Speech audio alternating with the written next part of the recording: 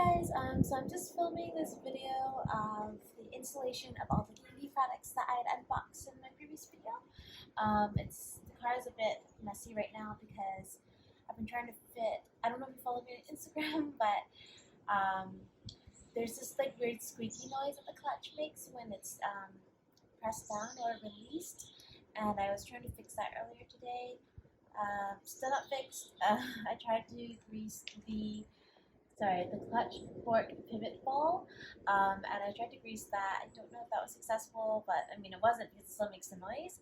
But yeah, I'm going to diagnose that a little bit later, and in the meantime I'm going to install some of the stuff that D&D had sent over. So the first thing is going to be the D&D license plate.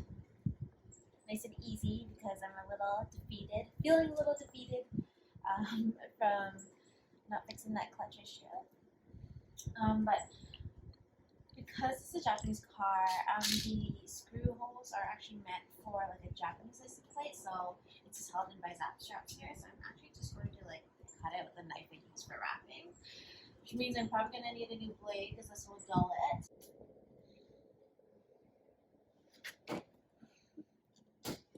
Probably just use proper scissors for this, but I'm just using this because that's what I have on hand. Okay. So I actually did just take a quick look and see like where the holes fit, and they do align with these little longer screws on the BC plate. You'll see when I actually take off the zap strap. But I'm just gonna get a zip tie it on here for now. Spyder gross. Most of my cars I end up just zap strapping the license plate holder on. You can definitely use proper scissors for this. I'm not. Okay, so finally got the zap straps through, and we're just gonna pull it out here.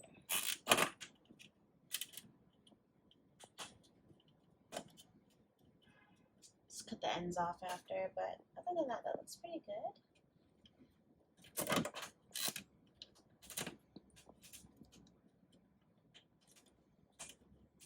There you go.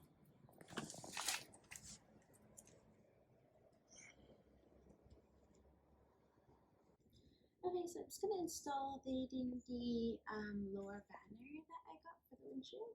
I quickly sprayed the windshield with some isopropyl and wiped it with a shop towel, but I would recommend actually maybe wiping it properly with a microfiber cloth. I'm just out of them because I used them all wrapped in the hood. I just cleaned the windshield, and I quickly placed the decal where I would want it to be, so centered and just lower down on the windshield. I'm a bit shorter, so I sit further down into the car, so I just wanted a banner that I'd still be able to see over. And this is also clear and white, so it's a pretty good banner to see through. Okay, so I'm just going to take off the backing of the decal. Oops, that just fell. That's okay, I'll eyeball it. So I just took off the backing of the decal, and I'm going to be placing that here because that fell. Maybe get some proper tape instead of me roughly taping it down. Use actual tape to place where your decal is going to go because that definitely fell off, and I've just been using the tape that came with the decal rather than properly taping it. I would actually probably tape it in the center so that you can roll off each side of the decal. But here I am trying to make some shortcuts work.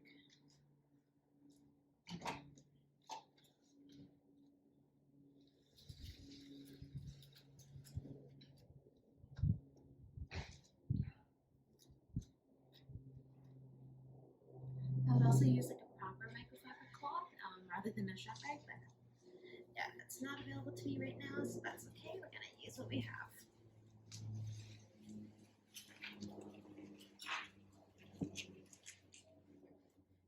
I'm just gonna push towards one side and make sure all the air bubbles get out. You can see here I have like 2 air bubbles here. That's okay, we can fix that later. So you should also use a squeegee if you have that as well. The squeegee that you'd use for wrapping vinyl on your car would work just as well. But here I am, just decided to do it on hard mode, so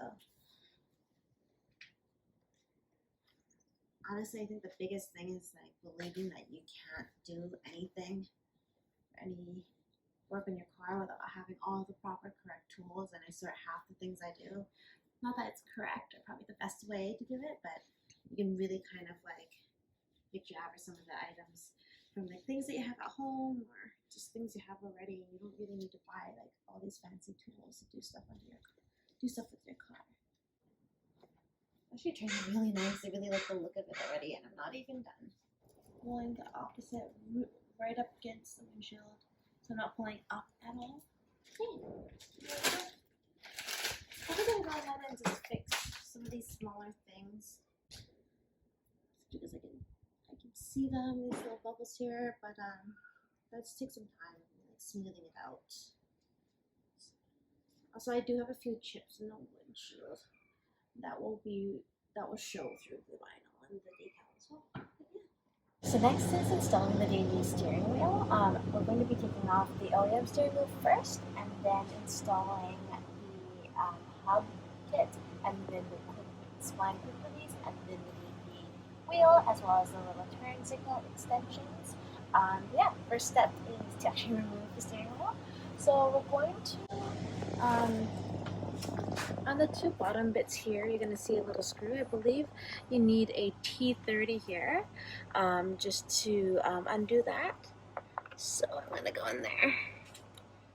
Make sure I go righty tighty, lefty loosey. So left. I'm going to do that on the same. Do the same thing on the other side.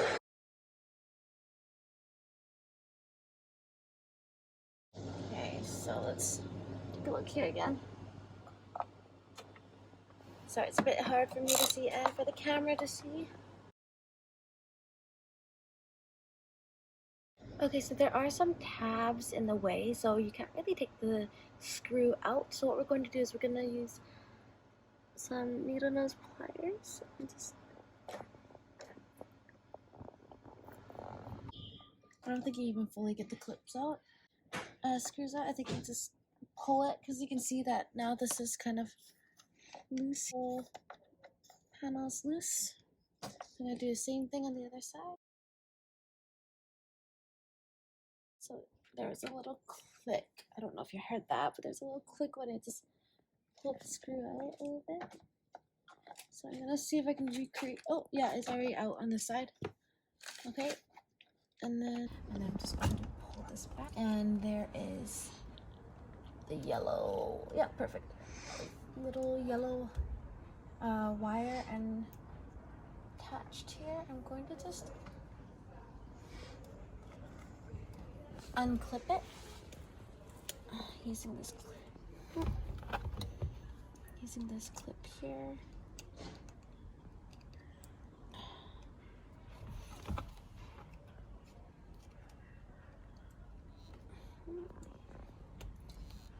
Anytime now. I might use a front head here. Okay, let's just press down here.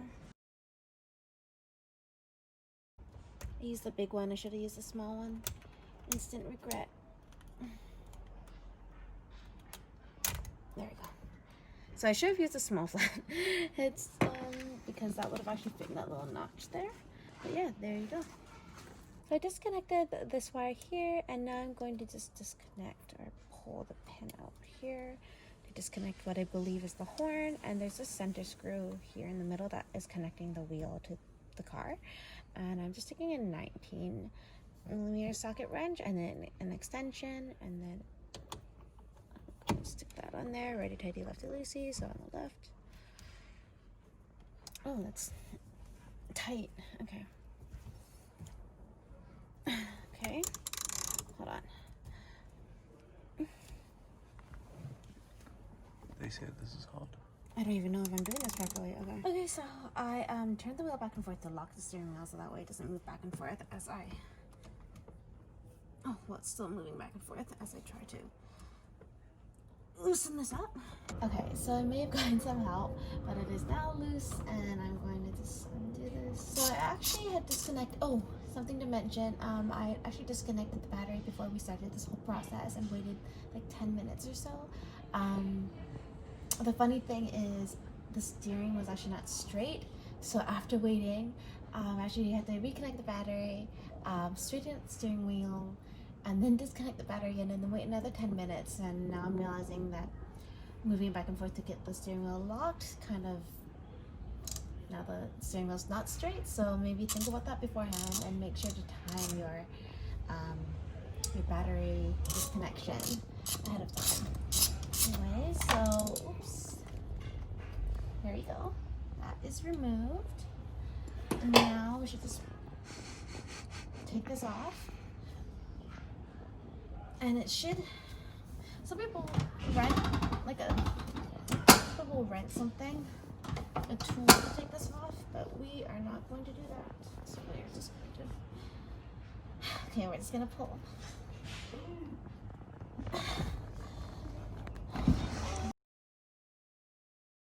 I need more space.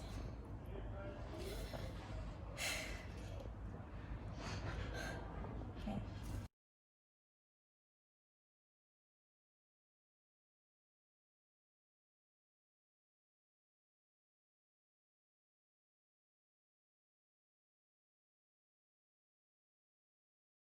Okay, so the steering wheel is still not off. The bolt is off, but I'm realizing that, you know how I mentioned earlier that we actually had to put the battery, disconnect and reconnect the battery back and forth to get the steering wheel straight. Now the steering wheel is not straight, which is going to be an issue when we put on the new steering wheel and we need to align it. So I'm gonna reconnect the battery,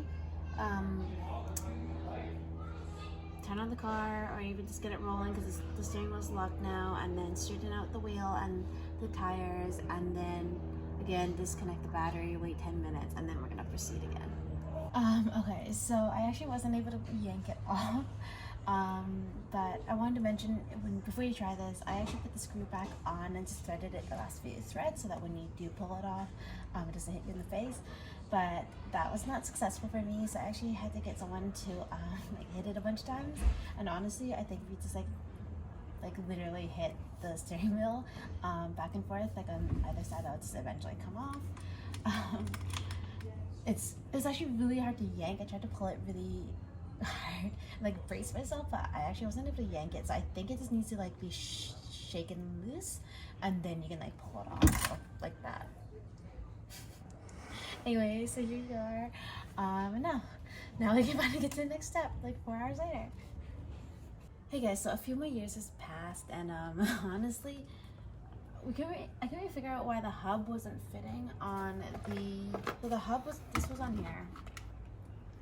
And I kind of actually pulled this out of the hub because I wasn't sure what was going on, or if maybe it was the wrong model. So let's put that little plastic circle piece back. So this was supposed to fit on top of here, and I couldn't figure out why it didn't. I mean, obviously it doesn't because this thing is protruding out. So I went back onto DND's website. It actually says that for some models you're gonna have to take the clock spring out, which is this center component here. And I'm surprised I can't find anything on YouTube that kind of explained how to take it off. There's just ones that were already taken off, how to replace, but not actually instructions on how to take it off. So hopefully this is helpful to you. As you can see, it's already off, and I'm just gonna reverse explain what I did because I'm definitely not putting this back on to take it off again. But okay, so this was like this, and there are actually 3 clips on here. Okay, so some of the thoughts are now organized into my head, and I'm gonna start from the beginning. So first bit, which way does this even go? I have no idea. Oh, this way? No, this way. Okay, so the first thing I did was actually remove the 2 screws from here, and there's a screw back here as well. So those screws are removed, and then you're just gonna have to jiggle this out a little bit and jiggle it down and out because it is connected, or it slots into here, and it also slots all the way back into here. So you jiggle it down and out kind of, and then this piece is going to come off. Just those 3 screws were all you needed. And then to lift this up a little bit, you can see it's lifted up, but that was just no screws or anything. You just kind of have to push and lift up. It is a little connected here. It's these little plastic like edges connect that. So just push it up a little bit so you get like full access to the clock spring. And then you're going to see that there are these two little what are these even called? Two little clips that have like a little push. I can't think of the name of these for some reason right now, but yeah, so these two little clips, you're going to take off the black one, which is here, and then the yellow one, which was actually the same type of clip that was on the wheel, on the steering wheel. So yeah, you just like push that little lever in with like a flathead screwdriver or something and then pull it out. And then there are 3 clips here. So there's one clip here, and a metal clip on the top. So what I actually ended up doing was like I lifted this little bit up, and then I pulled one side and the clip clicked, and then I'm going to do the other side. And then the top bit was a little harder. Just be careful because it is actually like a metal clip there, but there you are. So I put the bottom panel back on, and they just clip back in. Like there are 2 clips here, 2 clips here, a little clip here, and it just kind of inserts back together. So there we have it.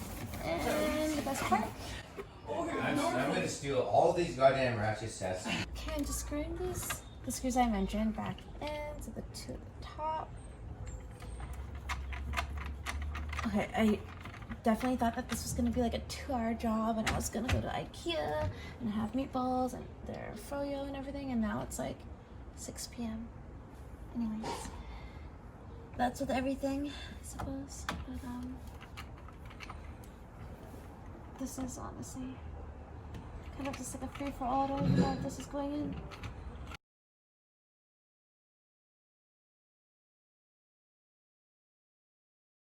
Okay, so now we're finally going to install the after steering wheel. Thank you again, DND, for sending this. So I have the Alcantara Penson Gray racing wheel. It's a 75 millimeter diameter. I think I'm gonna, hold on. So the first thing we're gonna do is, it comes with a bunch of hardware, which I already took out. But because I am installing the spline quick release, I'm going to grab that hardware here. It comes with an Allen key and some screws.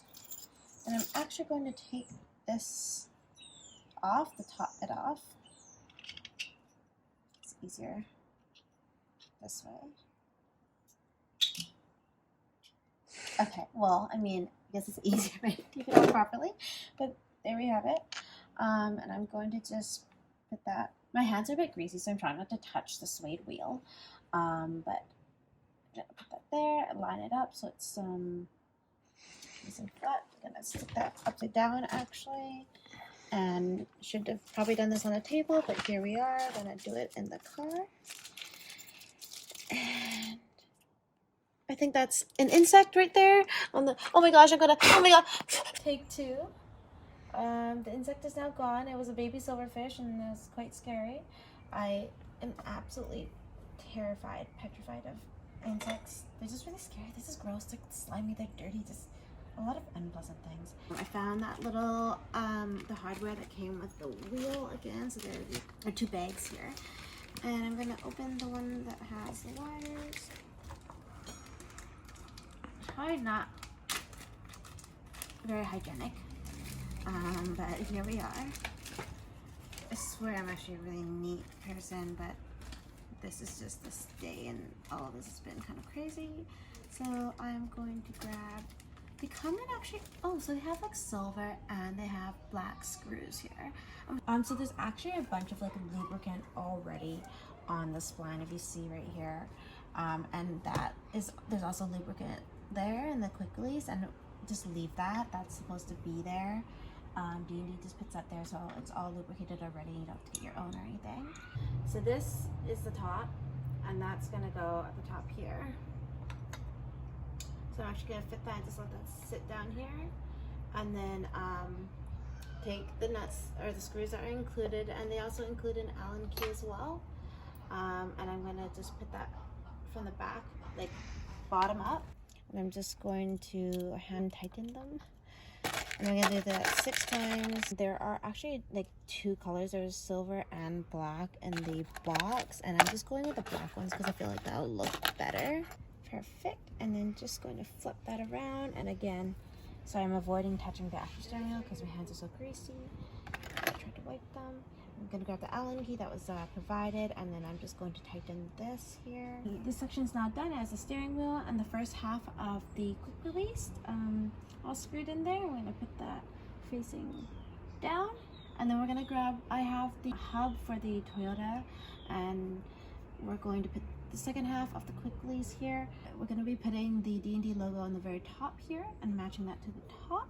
And then actually you're going to notice that if you look down the column, you're actually going to see that there's one larger notch or recess in the little spline there. You actually want to, that's the master spline, and you're going to want that at the very top, and you're going to want to match that up with the top logo here on the hub. So the logo on this collar here actually can be moved around, so that's actually not too important. So what I'd do is I just match that to the top master spline there, and then I would match that with the top logo here. And they have the included hardware again here, so I'm just going to stick that in there. And they also come with a Allen key, so it's a different size Allen key, but it is also included. So there we have it. This is the second piece. I'm going to stick that onto the spline here and just make sure that's nice and straight. So the logo's on top, and then I want to make sure the master spline is facing the top, which we had already lined up to. So lesson number like 723, I'm now realizing that I can't screw this in. So what I'm gonna have to do is undo the work that we just did, which is okay. You know, it wasn't too bad. But yeah, we're gonna undo all of this, and then we're going to screw the steering wheel nut back on, and then carry on with the rest of the day. So hopefully you guys are learning from all of my mistakes and don't have to go through this process like 5 zillion times as well. Undid all that progress. I'm going to put this on. I'm going to line up the logo to the very top here, stick that on, grab that steering column nut and screw that in. And I'm going to grab that 19mm socket I had and just tighten this here.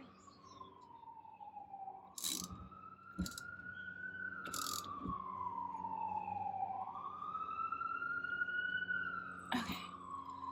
Hopefully that doesn't come off on me when I'm driving. Sorry guys, there's some sirens going on. I'm going to match up the master spline that I mentioned and the logo just because I turned it, but again, if you don't match up the logo, that's fine. This can move back and forth.